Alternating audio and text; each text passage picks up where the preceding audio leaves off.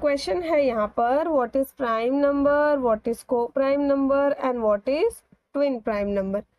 Prime number का मतलब होता है ऐसे नंबर जो सिर्फ दो ही टेबल्स में आते हैं, एक तो खुद के टेबल में और दूसरा 1 के टेबल में। जैसे यहाँ पर नंबर 5 जो है वो 1 के टेबल में आता है और खुद इटसेल्फ 5 के टेबल में आता है, तो नंबर 5 क्या हुआ, प्राइम नंबर हुआ, और इसके पास सिर्फ दो ही फैक्टर्स है।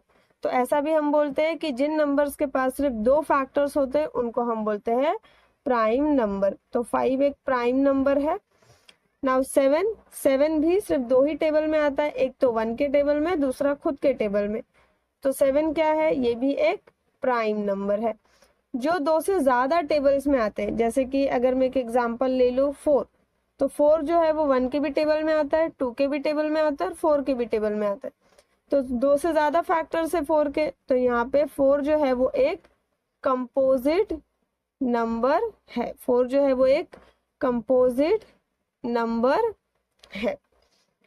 अब इसके बाद को प्राइम नंबर क्या होता है। को प्राइम नंबर का मतलब होता है ऐसे नंबर्स जिनके पास सिर्फ एक ही कॉमन फैक्टर होता है।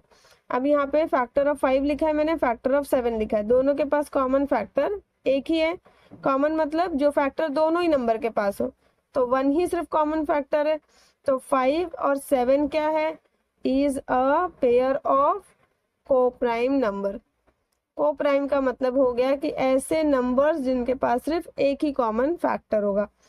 एंड ट्विन प्राइम नंबर का मतलब होता है कि अ नंबर, प्राइम नंबर जिनका डिफरेंस क्या हो, 2 हो।